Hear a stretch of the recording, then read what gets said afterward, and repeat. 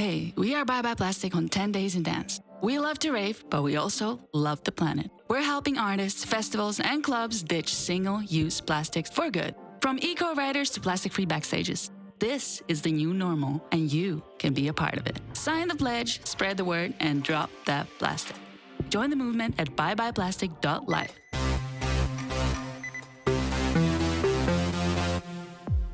Hey everyone, it's 10 Days in Dance. My name is AdamK, and we have, for the next few minutes at least, stories that will entertain you. 10 to be precise, 5 from myself, and 5 from... Hey guys, what's up? My name's Amy Farina. You might also know me as MC Unicorn. Now, I look like I'm in education mode. That's not the case. I've just got my glasses on. I'm focused. I'm clean. I'm ready. Let's do this. We've got some great stories. At this time of year, it feels like the calm after the storm of ADE. Is that fair to say, Amy? Is that how it is in your world? Yeah, things have really slowed down. So all the follow-up I did from AD, I've been getting out of office replies from those people. Like everybody just bounced. They're like, we need the coverage. And then it's like, we're out of the office. Like, okay. And then also with the news, like there's some things, but there were things kind of we already knew about. And yeah, it's a little slow over here. Well, how many people have you contacted who had Amsterdam flu? Oh, I did. Well, I had that as well. I still live on the tail end of that. Yes, but no, people like traveling, like on vacation, like, oh, I've multiple people. Like I sent the roundup to multiple people, and I think I got 5 or 6 out of office replies. Like, I'm on my annual leave. I'm in Sri Lanka. I'm in Thailand. Yeah. Well, like, good for you. Well, it's good if you're going to come to Europe, then you might as well take in some of the travels as well. For example, if you were coming up for ADE, you might as well go and check out some of the sites like in Paris or Greece or wherever you've been. Anyway, look, here we are. Thanks for joining us. Whether you're listening or watching, this is 10 Days in Dance. Do us a favor. Give us a like, give us a subscribe. It helps us get seen. It makes us a bit more visible. And obviously share it with your friends if they're interested in electronic dance music, which I'm sure they are because they're friends of yours and so on and so forth. So who's starting, Amy? Is it you or me? I think I'm going to nominate you. Yeah, okay, then good. Okay. Amy gets to start. What's story 1 in this week's edition? I am so excited about this story. So my first story is that James Hype is going to headline a charity concert. So what if your night out could literally build somebody a home? James Hype is bringing his mind-blowing sync show to Bristol Beacon on November 22nd. So I think that's in your neck of the woods. So this will be a world-first charity event. Every single ticket sold will directly go to the construction of micro homes for people who need a home, for people that are unhoused. James Hype is partnering with Billy Chip to build these micro homes in Bristol. It's also in collaboration with Help Bristol's Homeless. And basically, they're going to take these shipping containers and make them into homes. So James Hype said it himself best, what if your rave built a home? So I'm so excited about this. The show sounds like it's going to be great. So the Sync show has its high Ibiza residency. So the 360-degree audiovisual experience, and then it's for charity. So I love this. I want to go. I'll be in the U.S., but are you around? Can you go for me? Yeah, Bristol isn't exactly that easy to get to from London. I know it is obviously a train, but like in the UK, we think of things differently. That's like me going to Scotland. It's the same thing. So Bristol isn't that far, but it's far enough to go. Hang on a minute. That's a serious weekend. Okay. And yeah, it's strange because James Hype has got as far as I'm aware, he's got no affiliation to Bristol. He's from the northwest. That's the southwest. So interesting. Someone like Eats Everything would make sense because he's from down there as an obvious candidate. There are others, obviously. But yeah, okay. Well done, James Hype. I like that. Giving back to the community and building homes. What's not to like about that? I love that. My background is in charity raves, and I had a podcast, Drop Bass Not Bomb. So anytime, and also I guess shout out to anybody if you're organizing a charity event, we'd love to share your story on our podcast. I'm always supporting these things, so send me a message. We love supporting good causes, as you can tell, because at the start you will have seen 10 Days in Dance /X Bye Bye Plastic. We're all about eliminating single-use plastic in the world of dance music, and I know that message is spreading because that happened at ADE. So, look, if you've got a good cause, like Amy said, share it with us and we will continue to support it and obviously work hard to eliminate single-use plastic in dance music. Support the cause, sign up, sign the petition, find all the details in our show notes. Good story, Amy. Well done. All right, shall I pick up with my first story? And it would be amiss to not mention Tomorrowland because there's a lot going on. But at this time of going live, the most recent announcement is that we have a new Tomorrowland winter stage. Oh, yes. And it's exciting. So as much as I can share, I do have to be careful about what I say. There is a new stage and it's called Orbis. Now, that makes a lot of sense based on the summer. But in March, in the Alpe d'Huez, we are very excited. There will be a lion. I don't know what it looks like. I don't know what the stage looks like. But there is an Orbis stage and it is replacing Amare. Now, Amare is the big bird. Yeah, so that was a snow structure with a bird on top. They Amare, yeah, amazing. It was wonderful. It was beautiful, but it's changing. And there's also good news because I don't know. I can't say this. There's good news. It involves me, but I can't tell you what it is because it's not been announced yet. Anyway, read between the lines. Read between the lions. Oh my God. The Orbis stage is coming and it's very exciting. And if you are going to be at Tomorrowland Winter next year, then I would be excited. All the details are on the Tomorrowland app, so go and search them out. And Tomorrowland Winter is coming and I'm excited because I kind of know what's going on, I think. Oh, so many secrets. Yeah, I've got to be careful as well. I'm going to get fired or sacked or, sent to court for breaking embargoes. So yeah, I don't like talking in riddles and I'm not here to this and that maybe. I like to give details, but at this point, I genuinely can't, but it is exciting. You can see the stage at least the stage designs or inspiration on the Tomorrowland Instagram as an example. That's why I know there's a lion. We never really got to see the Orbis stage, did we? Because I read the book too. I read that whole very long book. Comes into play because obviously, maybe you don't know, but there was a stage fire and the Orbis theme was not ever seen. So it's exciting that we get to sample a bit of Orbis at Tomorrowland Winter. So that's why I'm excited, Amy. And well done for reading the book. And it will all make sense at Tomorrowland Winter. There you go. Story over. My second story is about Electric Callboy. So Electric Callboy World Tour kicks off with new single Tanznied. I think that's how you pronounce it. Tanznied. I don't speak German. Who are I've never heard of them. So I'm are they so excited. Are they big? I don't know. Yes. So this is a personal story because I have a request for them at the end of the story. That's why this story is here. Okay. So let me tell you first who they are. I am trying to get more people to know about them. So Electric Callboy is a band from Germany. They are an EDM metal band. I think there's genres metalcore. There's a specific genre for it. They've done some covers of Every Time We Touch, but with Screamo. And then they also have their own song. I'll send them to you. They're amazing. It's EDM meets metal. Like Cascada, Every Time We Touch. Yeah, they did a cover of that. I'll send it to you. And in metalcore. Metal, yeah. So it's dancey, but then there's Screamo, and then it's really cool. So I discovered them. I'm not sure it sounds so cool. I'll be honest. That sounds dangerous.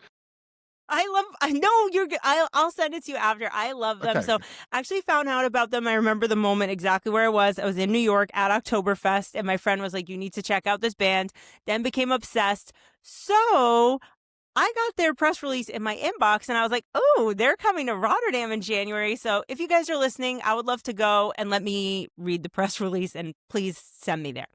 So they just dropped a new single. It's called Tanznied, which translates to Dance Envy. So the band recently released this new single, and it's the launch pad for their world tour. So they're going this huge tour, Europe, UK, North America, Japan, and Australia.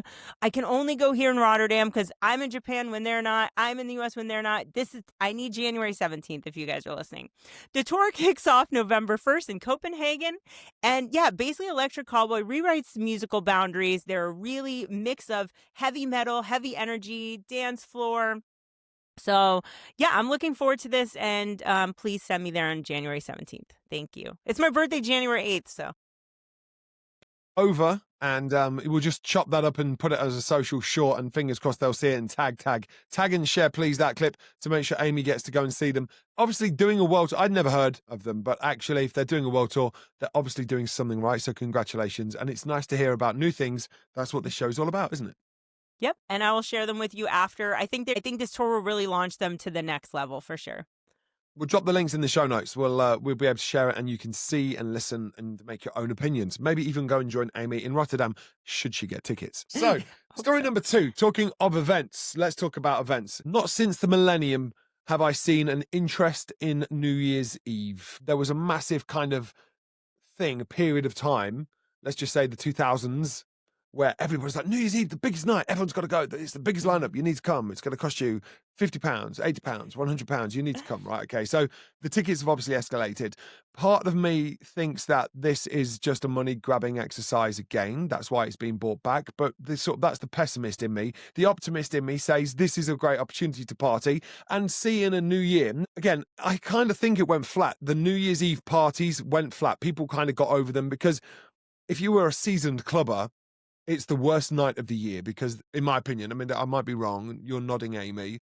I hate New Year's Eve. Can't continue. Let's rant. Okay, so let's chat about this. So, as a seasoned clubber, if you went to a New Year's Eve party, it was all the wrong uns. It was always the wrong kind of people there, the once a yearers. And if you'd gone to see your favorite DJ in this brand new space, or where they'd spent more money on their decor because it was New Year's Eve and the tickets were more expensive, and then it was ruined by Mr. and Mrs. Once a Year, it was always a shame. That was all. And that's kind of when it petered out. It stopped. It kind of died of its own death, right? So it's nice. And I think also COVID's kind of put an absolute full stop on that. But now, again, to be celebrated, the end of the year, the singing of a new year, spending it with friends, not singing Old Lang Syne. I mean, what's not to love about that? I mean, come on. So can I be in a club at midnight? Yes. Would I like to be in a club at midnight? Yes. If I was the DJ having played at New Year's Eve and had that responsibility, it's massive as a DJ. Like, you've got to get New Year's Eve right. The countdown. I've done it myself, and it's been the most important thing to get the balloons and all that and the music sync. It's so exciting. A lot of pressure. But it's amazing because everybody wants to celebrate. So, Amy, share with me and us your experience of New Year's Eve, and does any of what I said resonate? All of it resonates. I hate New Year's Eve for raves. Okay, so here's the things that I dislike. So everything you said, it attracts the wrong kind of people usually. It's ridiculously overpriced. There are so many unrealistic expectations, like, oh, New Year's Eve and like my special outfit, my special kiss at midnight and blah. And then I have a personal thing where like I have to do the countdown. I need to count down from like 20. If not, my year's ruined. This year I missed the countdown, year ruined, because I was in Germany and I was taking a video of like the fireworks and I was 1 minute off and I had it ready on my phone to count down and I missed it. I was like, so I counted down to myself, but not everybody was counting down. I need it so that everybody, and maybe this is because I'm from New York and we have the ball drop, and I have a really bad experience with the ball drop, which I'll tell another time on another podcast. Don't go to the ball drop. Maybe New Year's is not my holiday, but I need the count. I need everyone to be like 10, 9. And at raves, sometimes they skip it. I need the music to stop, everybody to freeze, everybody to scream, then confetti, champagne, but it doesn't always happen. And then I'm like, my year's ruined. What in your history of New Year's Eves, what has been the best New Year's Eve track played? Oh God, I don't know. I think the last rave I went to on New Year's, and this will really show my age, was Dayglow, Life in Color. It was those paint parties from the Twins. Yeah. I think that was the last one. And that was like Benny Benassi, like Alesso, and I stopped. I can't think what would be a New Year's track. That's a good question. We once did it as the countdown. We did Faithless Insomnia, with the ding, as a classic, because it's got bongs in it. So ding dong, ding dong. We did that and looped it and paused it at midnight. That made a special edit. That was a kind of nice idea. Cool. Personally, the best track I've ever heard someone else play was Sister Sledge, We Are Family, at midnight. It was a real moment. I was like, you know what? That's still, to me, the best track that I've heard at midnight, because the people you're around, you're obviously there for the same reason. You're united, aren't you, by the music, and you are essentially family. So, yeah, I thought that was a really good, smart move, and obviously it changed the mood of the dance floor completely. So, anyway, look, if you've got a brilliant New Year's Eve midnight selection track, then drop it in the comments, and we would love to know. But the reason I said this story is because there are events you can go to, and there are lots, and there are more to be announced, I'm certain. Let me just hit the headlines. David Guetta performing Miami Beach, Swedish House Mafia performing at San Francisco. You might need a small mortgage to pay for that ticket. RG's performing in Bangalore, and somebody else is performing somewhere else, but I can't say that yet, so I'm not going to say anything. However, that's exciting. And obviously I could insert that, but you see what I'm saying? There are big DJs doing big things. New Year's Eve 2025, it could be the start of a new trend. And I'm going to put it out there because we've already put it out there. I'm saying, at the time of broadcast, if it hasn't already happened, then next year it will. Universe, New Year's Eve party, it's coming. I'm absolutely certain. If they don't, it's crazy, but I'm just saying it right here, right now. If it's not going to happen this year, I'm certain it will happen next year. Universe, New Year's Eve, I would like to do that myself. I'll do that. And actually, I just remembered the last rave I went to on New Year's, and it was, I think, 2013, and it was bingo players and data life, and like, so that also really shows my age because they're not really doing anything anymore. But I'll go to Ibiza for New Year's next year. Why not? That'll Hey, let me tell you the perfect. This is my next year. Let's just put it out there. I'm going to manifest it. Okay, next year, New Year's Eve, 2026. I want Elro at Universe, and I want to be the DJ that warms up. Okay, there you go. So I'll be the warm up DJ. So that's me. So then basically I set the agenda, then I party for the rest of the night, and I still can get to drink my rider and enjoy free parking at the back because that's what's on my rider. Oh my God, you have saying. to do that, and I need to go. I'm obsessed with Elro now after AD. That changed me. I can't wait. I can't imagine at New Year's with the confetti and all the puppets and stuff. Oh my, Exactly. Oh, I'm going to that. All right, so there we go. We'll start to manifest it. Elro, New Year's Eve at Universe. That's my request and Amy's request. We will be there. Amy will report on it. She'll only be able to report on the things that happen pre-New Year's Eve pre-midnight because obviously she'll be otherwise engaged afterwards. But she needs to get the countdown right. So can you put a big clock on the wall? And I'll warm up the night. I'm starting off the agenda. Okay, you can choose the headliners, Elro. Thanks a lot. Get in touch. AdamK at 10 Days in Dance. Thanks. Nice. All right. Story over.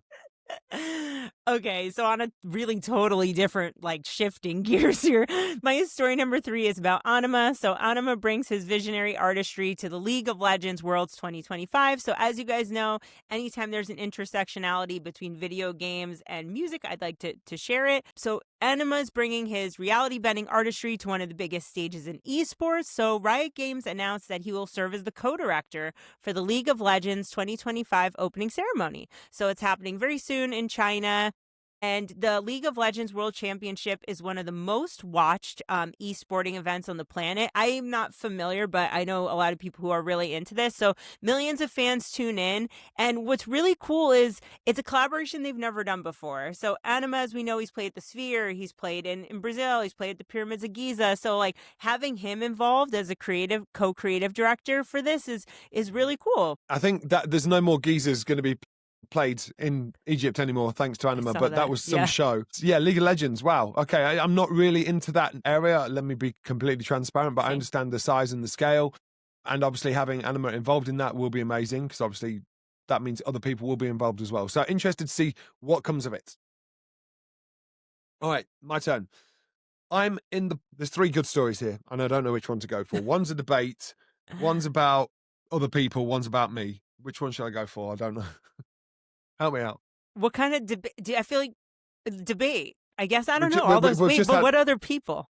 Well, obviously other people, not me. So there's 3 stories left. You can choose. Do you want to have a conversation? Do you want to hear about what I'm doing? Or do you want to look at some other people? Because I need your help on that as well. Okay, so you have 2 spots left. So talk about yourself first. I got 3 spots. Oh, then you can do all 3. Yeah, no, but which one do you want first? You. All right, thanks. You're so kind. I've got news. I like to say, so my story number 3 is I've got news and that I can share, but I still don't have the exact details, but I'm pleased. And you know what? There are some things in life that you build towards and you try and manifest, like Elro at Universe next year. I've been manifesting what I'm about to share for probably since the day I started making music. With my good friend Victor and a certain MC Stretch have made a record, a track, a song. It's called The Silence and the Sound, and it's coming out on Drumcode. I'm very excited about that. Drumcode has been the label that I've always wished to release on, and Adam Bayer is always someone I've looked up to. Not literally, we're eye to eye, we're the same height, but literally Drumcode is the format, the sound, the vision, the standard bearer for the techno that I've played, and to be able to release on that, and I know Victor feels the same, I know Stretch is excited as well. We are all absolutely so happy to have a release on Drumcode. It will feature in December as part of their A-sides, so I cannot share with you the other tracks on it because I do not know. I'm not privileged enough yet to have the actual finished EP, but in December every year, Drumcode drop a series of tracks called the A-sides. We will be part of that. Silence in the Sound, AdamK, Victor, MC Stretch. Look out for it. I'm so excited. I've already been playing it, sneaking it into sets in Brazil. I've also got a mix to celebrate Tomorrowland Winter that it features in, so look out for that on SoundCloud. Yeah, just really, really happy, really pleased. I mean, essentially, nothing changes, but it's a real milestone because in the future we'll be able to look back and go, you know what? Wow, we did it. And hopefully there will be more. But if this is the only thing that ever happens, then we can say we did it. And I'm very happy about that. And I wanted to share it with you. So there we go. Thank you. Congrats. I can't wait to hear it. Now, okay. Amy, you give me some options. Let me choose the next story. What have you got? So also going in like it's whole, my stories are all over the place. Say I tried to cast a wide net. So we have some technology news. So OpenAI is developing a generative music model. So this music model is going to be capable of composing music from text or audio prompts. So this is according to a report from The Information. While the company hasn't formally announced the tool or confirmed its release strategy, sources say that OpenAI is collaborating with students from Juilliard in New York. The students are annotating sheet music to help refine the model's training data. The project marks a significant move towards creative audio applications for the $500 billion tech company. So OpenAI has released Jukebox in 2020, but this is kind of the next level. So curious to see. We don't have a date. We don't have a product name, but it's in just keep. How's it going to work? Like, where are we going to use this? Just generally day to day? Yeah, I guess kind of like you would use ChatGPT or Claude or any. Yeah, like if you wanted to write a song, like you could tell it, hey, I want to write a song, put it in this key, make it like this. Like, I know DJs are already doing that, but like, it's cool that there's going to be also for classical music. Yeah, I'm not sure. Do you know what? I don't know. What do you think? What's your thoughts on this? Some of it's, to be honest, like I do use Claude every day as an assistant and I find it very helpful. It's an extremely helpful tool. It's made my life easier, but I am scared because I saw the movie I, Robot when I was younger and I'm like Trump, no, really though. Like, seriously, like, I don't know, that movie really resonated with me because I think that's the next step. Like I saw in the news the other day too, like a robot that kind of looked like I, Robot that was like doing chores. Like, I don't know, I'm a little scared. And what about you? I'm not, AI doesn't scare me and nor do robots, but the concept of making music so simple, it's really low hanging fruit because there's an art to making music. It's like everyone became a photographer when Instagram got launched and everyone was like, oh, I can take photos and now I'm a photographer. It's like, no, you're not. You know, you do need to learn about the depths and the layers that go and the intricacies that go into the actual art.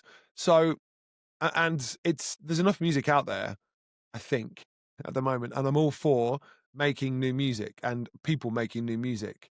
But I don't know if making it this easy to make is helpful. Like, I know that you can also do this with films. You know, if you put the right prompts in now and you pay a certain level of subscription, you can make animated movies or films that use dialogue, you know, that you've written. But I don't know, is that what the world needs? That's all I'm saying. And I'm not being pessimistic. I know I've used that word twice already and I'm a very positive person, but I don't know. It just feels like we don't need this. We don't need it. Why are we doing it? What's the benefit? What I heard is like the purpose of AI should be to take away jobs that like people don't want to do anymore and to like make life easier. But music is like a luxury thing. It's a leisure thing. Like, I don't know. I think some things should be left to like people to put in there because AI doesn't have feelings. Like it doesn't have emotion. Hang on, did you not watch iRobot? He's definitely got feelings. Okay, yeah, I know, but like where it is, even machines need love. Remember that Terminator? Even machines need love. God, Terminator. Yeah, Terminator was so on point, right? To be clear, Such Terminator. If you go back and watch Terminator, the original Terminator with Arnold Schwarzenegger, there is a voicemail message in there that most people lost, and Sarah Connor's voicemail message says, "Hey, this sounds weird, but even machines need love." That was 1983 or something, and it's so right.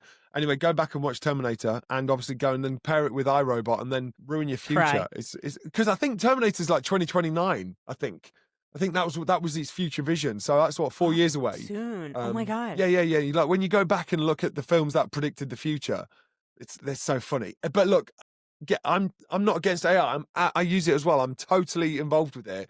But when AI has the strength and power to develop things that don't exist, that's what it's all about. I just don't know if it needs to kind of make, 8-year-olds be able to make techno as an example. Do you know what I mean? Why not learn to play the piano instead? Because you'll get more from it. I don't know. Because there's part of the process. AI is eliminating the process and the pain, which is the thing that helps you grow. Do you know what I mean? If everything's so easy, then like if you went and bought a cupboard, for example, you would just not care for that cupboard. Easy for me to say, an inanimate object. But if you built that cupboard, you would look after it, care for it, and make sure that it was tied up. Do you know what I mean? There's a difference, right? That's what I'm saying. And I think AI, that's my only part and my frustrations with AI, that it takes away the pain, which is actually what helps you understand it better. I think you do need some pain for the pleasure and pain, they go together. AI is all about pleasure. Anyway, sorry, rant over, but it's a good highlight. And OpenAI, yeah, I love what they're doing. Let's see where it goes, and let's make some predictions. We will come to predictions because it's nearly end of year, and we do need to make some predictions. Maybe before the end of the year, we can have a predictions episode. Which leads nicely to my next story, by the way. Are you ready? Can I share my next story? Yep, go for it. Ones to watch in 2026. I need some help. We are on One World Radio. I do a radio show, and we are doing something called the 20 of 2026. We've done it for ages. We always pick 20 people, and we support them fully. I've made my nominations. I'm not going to give them all away, but some obvious selections. If you listen to my show, you'll be able to tell that I'm a massive fan of AdamK. They recently covered a track with Lustral. It sounds a little bit like Ketama, but it's not. A little bit, it's very good. They are very good, so I'm excited about them. I'm also going to put Enzo out there, who's Enzo 8181, but he's dropped the 8181. I don't know why. Giorgia Mori is another person that I'm looking out for. Techno Italian. She's an amazing producer as well. I've got a track coming with her, so I want you to look out for her. There's 3 examples of people I'm supporting. I'm going to write up a big list, but Amy, I know you mentioned earlier on someone in the episode to look out for, but who else should I be looking out for? Who else do I need to go and check out ahead of their performances next year? Great. So yeah, Electric Callboy, definitely put them on their radar. Okay. They're the metal EDM band. I'm trying to think if there's anybody else that's been on my radar recently. The hard dance. Oh, sorry, go ahead. What I was going to say is, because it's on the spot, I'm going to say we went to see a Vion. Okay, at an Amsterdam Dance event, and his album drops in January, which would suggest he has a big year ahead of him. So Avion is another one, but you've given me one, and I'm just sharing that as well. Why don't we go away, come back, gather those names, and we'll do a whole feature on people that we think are going to be big in the next 12 months. We'll do an episode on that specifically before the end of the year. How about that? Perfect. Yeah, that sounds good. I was going to say there's someone I recently interviewed right before AD. I'd like to include her too. She's definitely someone to watch. So give me a little time to make a list, and then we'll do it. Well, hang on. Tell us that, because you can still include them in the list that you do next time. But who was that you're talking about? Yuna. So Yuna is a DJ from South Korea. She's signed to Armada. She currently lives in Dubai. She has a new track out called Serotonin. And yeah, she's amazing, like melodic techno. She actually taught me what peak time techno was. I didn't know what that was until the episode. So stay tuned for that episode when it comes out, everyone, and check out her music. Definitely an artist to watch for next year. Perfect. She's playing at Coachella. Sorry, I didn't mean to interrupt you. No, I was going to say, that's exactly the kind of artist we need to highlight. So we'll do a special episode where we only focus. We'll do 10. You could choose 5. I'll choose 5. And we'll really just put a sort of a pin on them and say, look, you need to look out for these next year. So it will be 10 days in dance, 10 artists special. Okay, that's what's coming. It's like a live production meeting on air. I know we kind of spoke about it before, but yeah, that's going to happen. Add it to my notes. Yes. So you get 5 artists. The thing is, the reducing of artists is really hard. I've got a list of like 30, but I can only choose 5. It's like, okay, so which ones do you already choose? And I'm also going to receive new entries as well. So yeah, this is like much better than the DJ Magazine Top 100 as well, because it'll be more accurate and real. All right. So we've got that. EDM House Network has a list. EDM House Network does lists too. I'll do a list of like artists to watch, artists from this year, best events. Like we have a lot of lists that we do as well. Hang on a minute. We should do this. We haven't done this. We haven't even spoken about this. We should do a 10 Days in Dance 2025 awards. Oh, yeah. Why don't we just do that? We were complaining about everybody else's awards. Why don't we just do our own? Yeah, we haven't spoken about that. That was literally, you would have heard my brain working and the clogs ticking, like the cogs ticking, not clogs. The cogs are ticking. Can you tell I'm tired? No, you're good. Not tired, just a lot. There's lots going on right now. This end of year, because what people don't understand as well is you said it's quiet. Yeah, I'll tell you why it's quiet. Because everybody's working hard. You got out of offices, but people are working hard because December's not the month to like ask for new things. Yeah. Everyone's wrapping up and preparing for next year. It's like the biggest holiday in the world. And as soon as you take a week off, you have to really work hard into it. And then when you come back, you have to work really hard out of it. So just so you know, there's pre-records happening. Well, they're not being happening right now. They're being planned and arranged, and then they'll be recorded, then they'll need to be edited, then they'll need to be polished, then they'll need to be programmed. And that's all happening so people can take some time off over December and New Year's.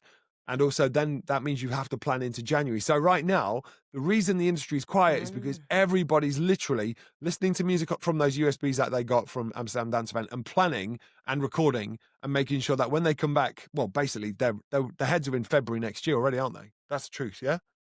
Wow. Yeah, you're right. Can't believe the year's Dance almost Music over. Insight. Okay, sorry, I don't know what story on. I've lost track. And obviously this is a long episode because we like to chat. All right, Amy, what's next?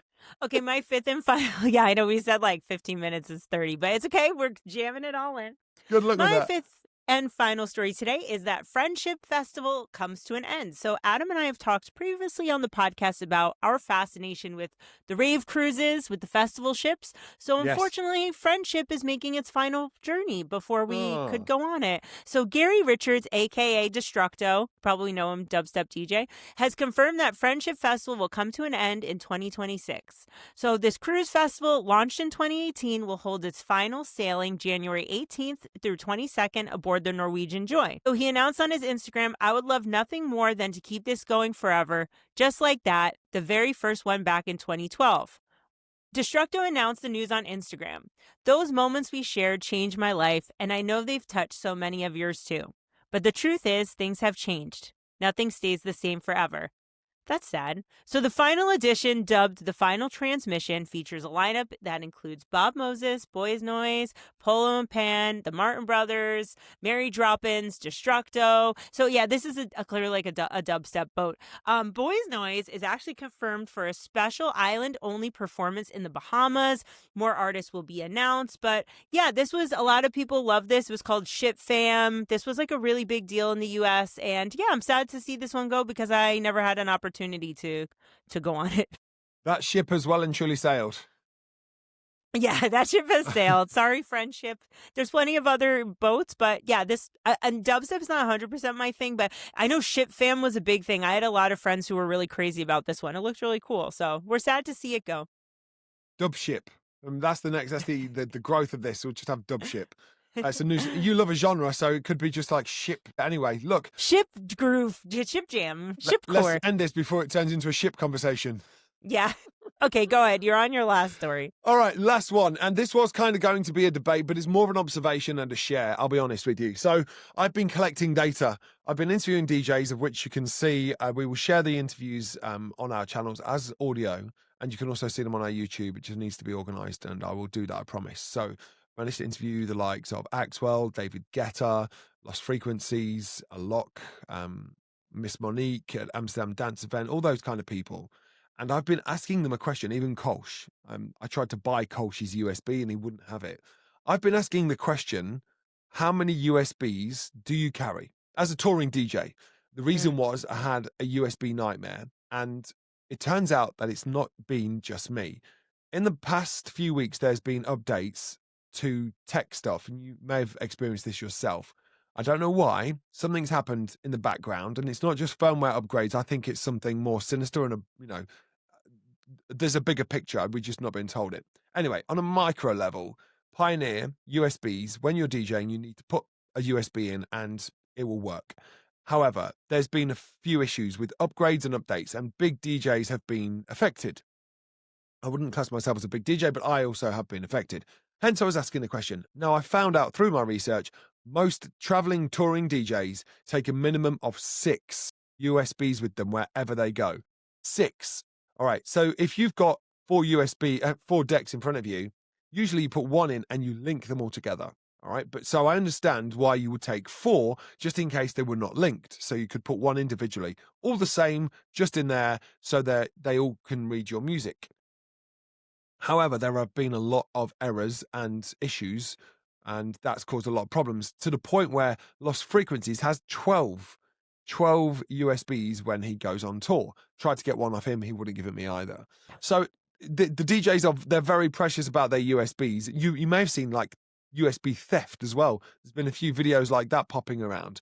So I just wanted to share with you that if you are a DJ, don't just take one USB. It's absolutely not even possible. Now, that as a DJ, if you're listening to it, you might think, who would take one?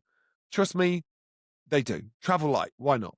But don't just take two. That's my guidance. Don't take one, don't take two, don't take three, minimum four. 4 USBs, all exactly the same, like this one.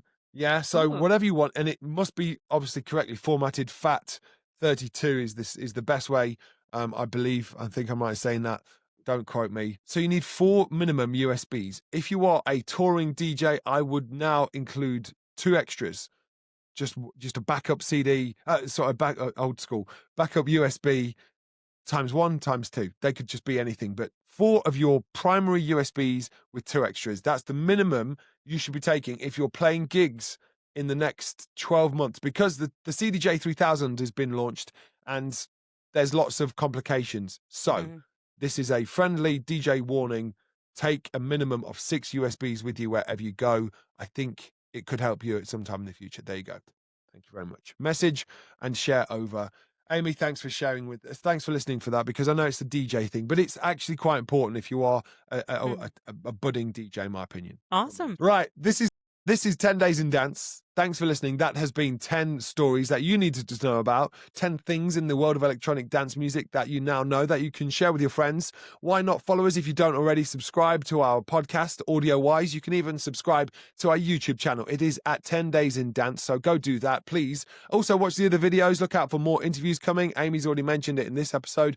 I've also got audio and video coming for you like David Guetta and Axwell and all that good stuff, including stuff from Tomorrowland Brazil and ADE. So it's all coming to this channel. That's why you should subscribe. And if you're listening this far, then we're very grateful. Amy, what would you like to say? Say it now.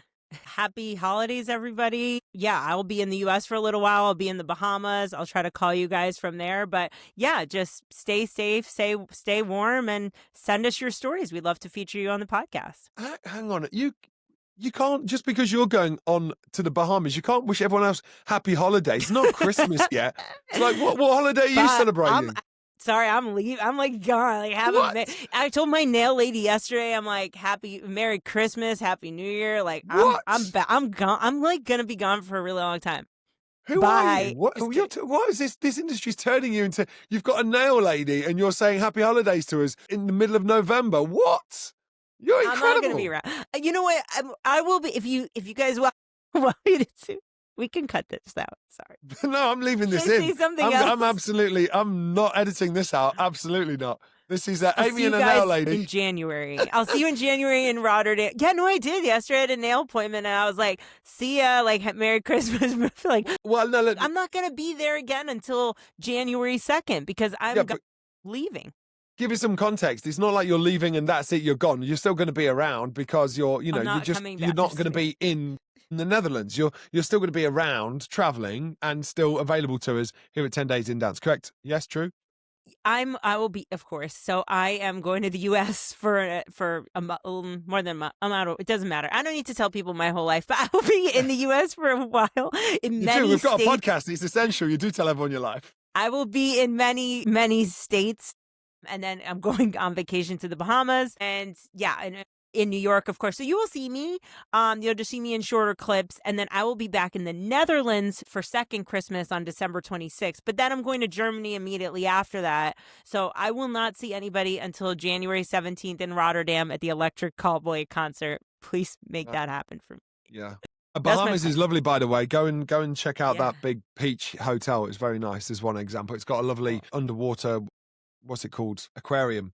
Have you been there? Have you been to the Bahamas before?